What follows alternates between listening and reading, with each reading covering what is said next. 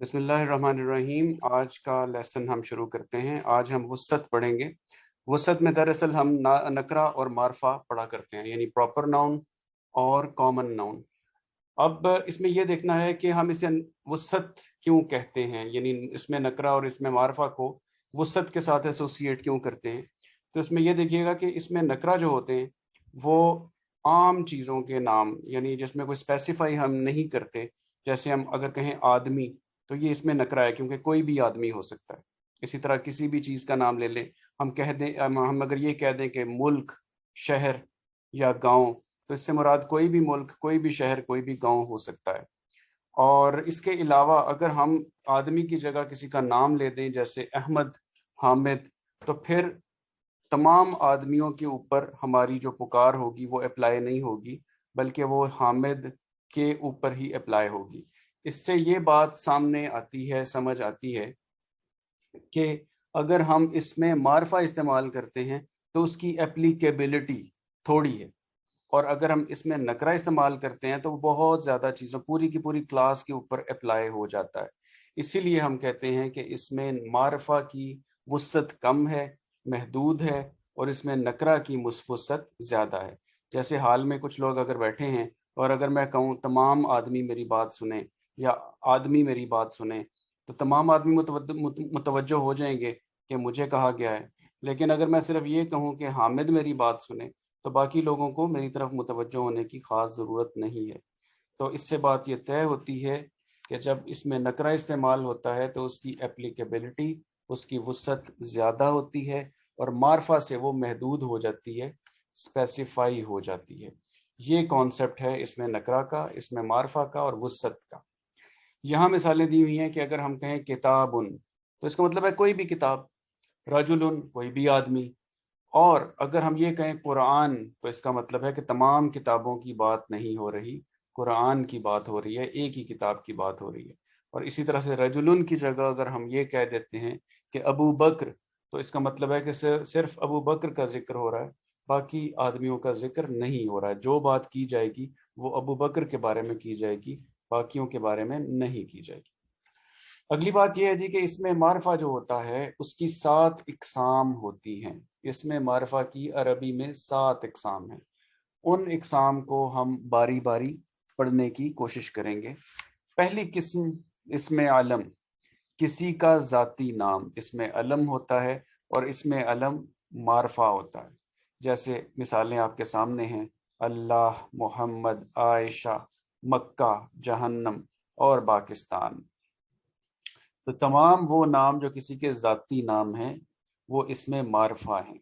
तो ये बड़ी आसान सी बात थी, इसमें कोई बहुत ज़्यादा उसूल सामने हमें नहीं लाने पड़ते, उनको याद नहीं करना पड़ता। सिंपल सी बात है कि जो इसमें अलम है, ज़ाती नाम है, वो इसमें मारफा है। इसमें ज़मीर, ज़मीर क्या होता है जी? इसमें ज़मीर क्या होता है? किसी भी नाम की जगह उस नाम को बार बार रिपीट करने की बजाय हम कोई और अल्फाज इस्तेमाल करते हैं, उन अल्फाज को इसमें ज़मीर कहते हैं। मिसाल दी हुई है, उसको देख लेते हैं कि हमज़ा मेरा दोस्त है, और आगे मैं कहूँ कि हमज़ा कॉलेज में प्रोफेसर है, तो बार बार हमज़ा और फिर मज़ीद हमज़ा की कोई बात करूँ हमज़ा का नाम लेके, तो ऐसे गुफ्तगू अच्छी नहीं लगती। हम ये कहते हैं कि हमज़ा मेरा दोस्त है, वो कॉलेज में प्रोफेसर है, और वो जो आया है ये इसमें ज़मीर है क्योंकि ये हमज़ा के लिए इस्तेमाल हुआ है। अब अरबी में ज़मायर की तादाद काफ़ी ज़्यादा है। वाहिद के लिए अलग हैं, तस्निया के लिए अलग ज़मायर इस्तेमाल होते हैं, जमा के लिए कुछ और ज़मायर इस्तेमाल होते हैं, और फिर जिन्स का भी ख्याल रखा जाता है। जब जिन्स का ख्याल रखेंगे तो जितने ज़मायर मुज़क्कर के होंगे आलमोस्ट कम व बेश उतने ही मुअन्नस के नए आ जाएंगे। फिर जो शख्स हाजिर है उसके लिए और ज़मायर हैं, और जो मुतकल्लिम यानी बात करने वाला है, जिसमें एक मशहूर ज़मीर है मैं या हम, ये ज़मायर भी इस्तेमाल होते हैं। अब इसमें एक बात इम्पॉर्टेंट जो कि कर लेनी चाहिए वो ये है कि गायब, हाजिर और मुतकल्लिम क्या है। तो जो शख्स बात कर रहा होता है वो मुतकल्लिम होता है, जो स्पीकर है वो मुतकल्लिम है, जो सुन रहा है उसको हाजिर कहते हैं, यानी जो लिसनर है वो हाजिर है, और जिसकी बात हो रही है چاہے وہ ساتھ ہی آپ کے کیوں نہیں بیٹھا ہوا. یعنی دو بندے آپس میں بات کر رہے ہیں، تیسرے کی بات ہو رہی ہے، تیسرا بھی وہیں بیٹھا ہوا ہے، لیکن نہ وہ بات کرنے والا ہے نہ وہ مخاطب ہے، وہ تھرڈ پرسن ہے، اس کو غائب کہتے ہیں. تو انگلش میں تھوڑے سے زیادہ کلیئر اس کی ٹرمینالوجی ہے کہ بات کرنے والا فرسٹ پرسن متکلم، بات سننے والا سیکنڈ پرسن، اور جس کی بات ہو رہی ہے وہ تھرڈ پرسن کہلاتا ہے. اب ہمیں کچھ الفاظ یاد رکھنے ہوں گے، یاد کرنے ہوں گے اور پھر یاد رکھنے ہوں گے جو کہ اس میں ضمائر ہیں. تو اگر کوئی ایسا شخص جس کی بات ہو رہی ہے وہ واحد ہے اور مذکر ہے تو اس کے لیے ہوا. اگر وہ دو ہوں جن کی بات ہو رہی ہے تو ہما، اور زیادہ لوگوں کی بات ہو رہی ہے تو ہم، اور یہ سارے کے سارے مذکر ہیں. ایک مذکر کے لیے ہوا، دو کے لیے ہما اور زیادہ کے لیے ہم. اور اگر مونس کی بات ہو رہی ہوگی تو ایک مونس جس کی بات ہو رہی ہوگی ہیا اس کے لیے استعمال ہوگا. دو ہوں گی تو ہما، اور زیادہ کی بات ہو رہی ہوگی تو ہننا. اب اگر حاضر کی یعنی سیکنڈ پرسن کی بات کرتے ہیں تو پھر ہم کہتے ہیں انتا، یعنی میں اگر کسی ایک آدمی سے بات کر رہا ہوں تو اس کو کہوں گا انتا. دو لوگوں کو مخاطب کر رہا ہوں تو انتما کا صیغہ استعمال کروں گا. اور اگر میں زیادہ لوگوں سے مخاطب ہوں جیسا کہ آپ لوگ یہاں پر موجود ہیں تو میں یہ کہوں گا انتم موجود، کہ آپ لوگ جو ہیں وہ موجود ہیں.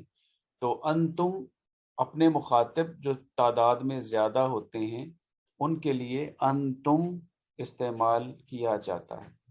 اگر مخاطب لوگوں میں خواتین شامل ہیں تو پھر ایک خاتون کو میں کہوں گا انتی، یعنی انتی مسلماتن، کہ تم مسلمان ہو. اور اگر دو سے مخاطب ہوں گا تو میں انتما کا صیغہ استعمال کروں گا. اور اگر زیادہ ہیں تو میں کہوں گا انتن مسلماتن، کہ تم زیادہ ہو اور تم مسلم خواتین ہو. اور اپنے لیے اگر میں واحد ہوں تو اب بات کرنے والا چاہے مذکر ہو چاہے مؤنث ہو وہ انا کا صیغہ استعمال کرتا ہے. انا سلیم یا انا طیبہ، دونوں کے لیے انا کا صیغہ ہی استعمال ہوگا. اور اگر زیادہ ہیں اور دو ہیں، یعنی دو کے لیے الگ صیغہ یہاں پر نہیں آئے گا. بات کرنے والے اگر دو بھی ہیں تو وہ اپنے آپ کو نحنو کہیں گے، یعنی نحنو مسلمانی یا نحنو مسلمون. مسلمانی اور مسلمون دونوں کے لیے نحنو ہی استعمال ہوگا. تو یہ وہ الفاظ ہیں جب استعمال میں آ جاتے ہیں گفتگو میں تو پھر ہمیں پتہ چلتا ہے کہ ہم عربی بول رہے ہیں. ورنہ ان کے بعد میں آنے والی چیزیں عام طور پہ وکیبلری اردو کی بہت زیادہ کامن ہے عربک کے ساتھ. ہم 80% اردو بھی جب بول رہے ہوتے ہیں تو ہم اس میں عربی بول رہے ہوتے ہیں، یعنی ہماری اردو کا 80% عربی وکیبلری پر مشتمل ہے، لیکن ہمیں لگتا نہیں ہے کہ ہم عربی بول رہے ہیں. وجہ یہ ہے کہ یہ ہوا، ہما، ہم، ہیا، ہما، ہننا، یہ اصل میں وہ صیغے ہیں جو جب گفتگو میں آتے ہیں تو پھر لینگویج پہچانی جاتی ہے. تو جب آپ ان کو استعمال کرنا سیکھیں گے، ان کو استعمال کرتا ہوا سنیں گے کسی کو تو آپ کو ایک عربی کا فلیور نظر آئے گا. اس میں اشارہ آپ دیکھیں، اردو میں ہم دو اس میں اشارہ استعمال کرتے ہیں، یہ اور وہ. اور انگلش میں ہم 4 اس میں اشارہ استعمال کرتے ہیں. وہ کیا ہوتے ہیں جی؟ یہ کی جگہ دس بھی ہوتا ہے اور زیادہ ہوں تو دیز، اور وہ کی جگہ دیٹ اور دوز. یعنی وہاں پر ہمیں انگلش میں جمع اور واحد کا خیال رکھنا پڑتا ہے، لیکن عربی میں انگلش سے بھی زیادہ آپ صیغے استعمال کریں گے اور اس میں ہم ڈائریکٹلی چلتے ہیں ان کی طرف، اسماء اشارہ کی طرف. تو واحد کے لیے اور ہوں گے اس میں اشارہ، تثنیہ کے لیے اور ہوں گے، جمع کے لیے اور ہوں گے، اور قریب کے لیے مختلف ہوں گے، دور کے لیے مختلف ہوں گے، اور مؤنث اور مذکر کا بھی فرق رکھا جائے گا. تو میں نے کسی قریب کی چیز کی طرف اشارہ کرنا ہے، قریب کی چیز مذکر ہے اور واحد ہے تو میں کہوں گا ہاذا. جیسے ہاذا کتابن، آپ جانتے ہیں کہ کتاب عربی میں مذکر ہے، واحد ہے، تو حاذا کتابن یہ اشارہ قریب ہے، حاذانی دو چیزوں کی طرف اگر میں نے اشارہ کرنا ہے تو حاذانی کتابانی، دو کتابیں ہوں گی تو میں حاذا نہیں کہوں گا، حاذانی کتابانی، اور اگر زیادہ کتابیں ہوں گی تو میں کہوں گا ہؤلائی کتبن، زیادہ کتابوں کے لیے ہؤلائی استعمال ہوگا۔ اگر مؤنث چیز ہوں گی، مؤنث چیزوں کی طرف میں نے اشارہ کرنا ہے کہ میرے قریب کوئی باغ ہے، تو میں کہوں گا حاذہ حدیقۃ، یہ باغ ہے۔ اور اگر دو باغ ہوں گے تو ہاتانی کا استعمال میں کروں گا، ہاتانی جنتانی، جنت بھی باغ کو کہتے ہیں۔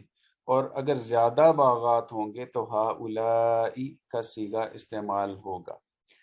اب آ جائے گا دور کی چیزوں کے لیے، اگر ایک چیز ہے، دور ہے، واحد ہے، مذکر ہے تو ذالکا، ٹھیک ہے جی۔ اور اگر دو چیزیں ہوں گی تو زانکا، اور زیادہ چیزیں جو دور ہیں اولئکا، اس کے لیے استعمال ہوگا۔ اور مؤنث کی چیزیں اگر ایک چیز مؤنث ہے، دور ہے، اس کی طرف اشارہ کرنا ہے تو وہ تل کا ہو جائے گی۔ دور کہیں کھڑکی ہے تو میں تل کا نافذۃن کہوں گا، نافذہ کھڑکی کو کہا جاتا ہے۔ دو ہوں گی تو تانی کا، اور اگر زیادہ چیزیں جو دور ہیں، مؤنث ہیں، ان کے لیے اولئکا کا صیغہ ہی استعمال کیا جائے گا۔ یہ بات آپ نوٹس کر رہے ہیں کہ جو دور کے صیغے ہیں، بلکہ جو جمع کے صیغے ہیں، ان کے لیے مذکر اور مؤنث کی تخصیص نہیں ہے، اس میں ہؤلائی مذکر کے لیے اور ہؤلائی مؤنث کے لیے۔ اسی طرح سے اگر دور کی بات کریں گے تو اولئکا دونوں کے لیے استعمال ہو جائے گا، بلکہ کیا جاتا ہے۔ اس میں موصولہ، آگے چلتے ہیں۔ اس میں موصول ایسا اسم جو دو جملوں کو آپس میں کنیکٹ کرتا ہے، اس کو ہم اس میں موصول کہتے ہیں۔ ایک بڑی سادہ سی مثال دی ہوئی ہے، عامر ایک استاد ہے، وہ ہمیں عربی سکھاتا ہے۔ تو اگر ہم نے ان دونوں کا کنیکشن بنانا ہے تو عامر ایک استاد ہے جو ہمیں عربی سکھاتا ہے۔ تو اب دیکھیں کہ جو سے دو جملے آپس میں کنیکٹ ہو رہے ہیں۔ اب اگر میں یہ عامر ایک استاد ہے، اس میں تھوڑا گیپ دے لوں اور پھر کہوں کہ وہ ہمیں عربی سکھاتا ہے، تو پھر لگے گا دو جملے سیپریٹ ہیں۔ ضروری نہیں کہ دوسرا جملہ پہلے والے جملے سے جڑا ہوا ہے، یا دوسرے والے میں جو خبر ہے وہ پہلے سے متعلق ہے، لیکن جو ایک ایسا لفظ ہے جس سے دونوں جملوں میں ایک ایسی مطابقت پیدا ہو گئی ہے جس سے پتہ چل رہا ہے کہ جو خبر سیکنڈ جملے میں ہے دوسرے والے میں، وہ پہلے سے متعلق کسی چیز کے بارے میں ہے، تو ایسے الفاظ، ایسے اسم اس میں موصول کہلاتے ہیں۔ اس میں آپ دیکھیے گا کہ آپ کو 6 الفاظ استعمال کرنے ہوں گے۔ مذکر اور مؤنث کا آپ نے خیال رکھنا ہے، واحد، تثنیہ اور جمع کا بھی خیال رکھنا ہے۔ تو واحد کے لیے اگر کوئی واحد اسم استعمال ہوا ہے جملے کے پہلے حصے میں، اور تو دوسرے جملے کے ساتھ جوڑنے کے لیے الذی استعمال ہوگا۔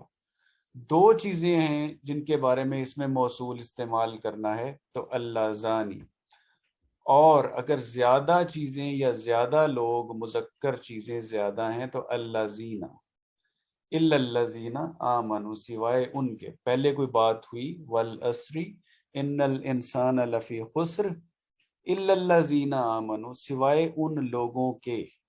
تو اب الذین یہ لوگوں کے لیے استعمال ہو رہا ہے، تو یہ الا الذین، الذی استعمال نہیں ہوا، زیادہ لوگوں کے لیے الذین استعمال ہوگا۔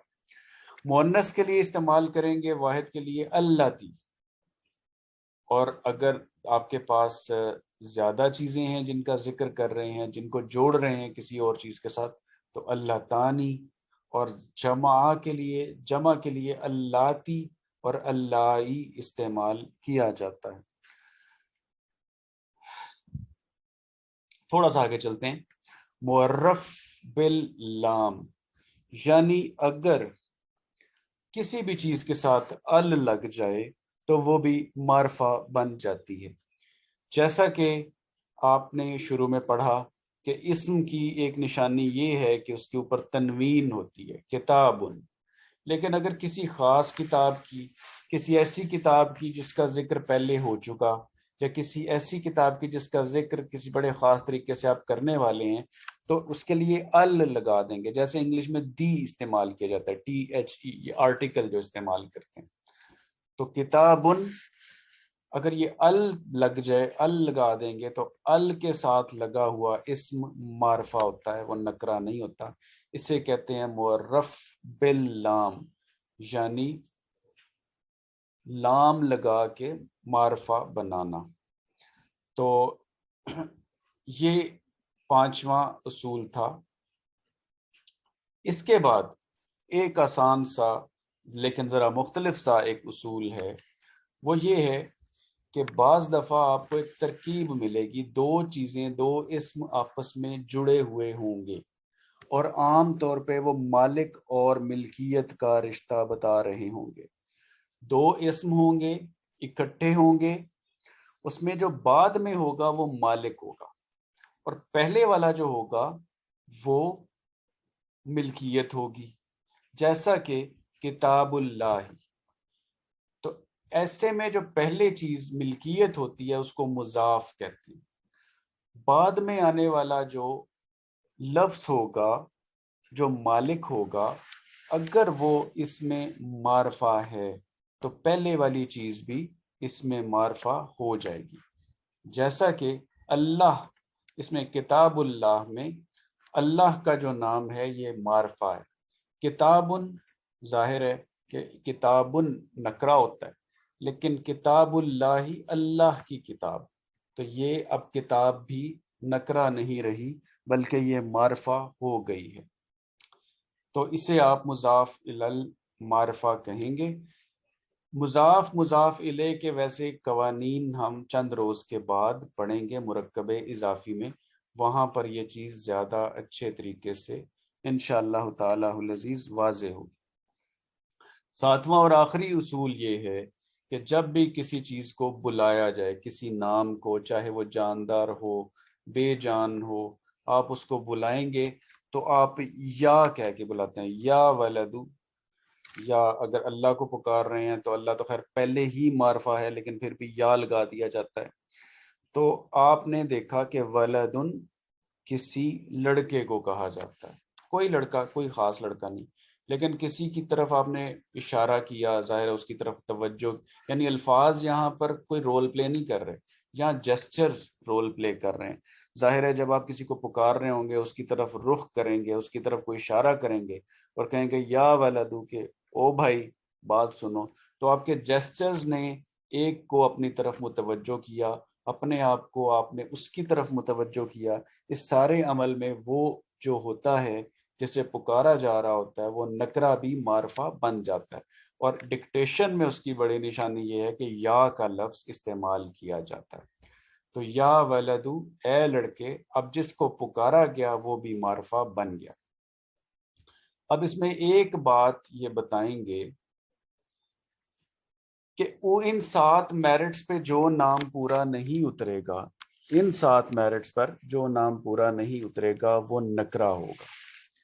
اور دوسری یہ بات یہ بتا رہے ہیں کہ پہلی 4 اقسام بنیادی طور پہ ہی معرفہ ہوتی ہیں، جبکہ آخری جو 3 ہم نے پڑھی ہیں، 5، 6 اور 7، وہ ایک ٹریٹمنٹ کے بعد معرفہ بنی تھی. جیسا کہ آپ نے دیکھا، ہم نے پکارا، یا لگا دیا، وہ نام معرفہ بن گیا. ہم نے مضاف الی المعرفہ کر دیا، کسی کو ملکیت بنا دیا خاص نام کی، کوئی معرفہ کی ملکیت بنی، کوئی نکرہ چیز معرفہ کی ملکیت بنی، وہ بھی معرفہ بن گئی، مضاف الی المعرفہ. اور اس کے علاوہ ایک یہ تھا کہ کسی کے ساتھ ال لگا دیا تو وہ چیز بھی معرفہ بن گئی. تو یہ 7 اصول تھے. ان کو اب انشاءاللہ تعالی ہم کسی وقت ریوائز بھی کریں گے. موسٹ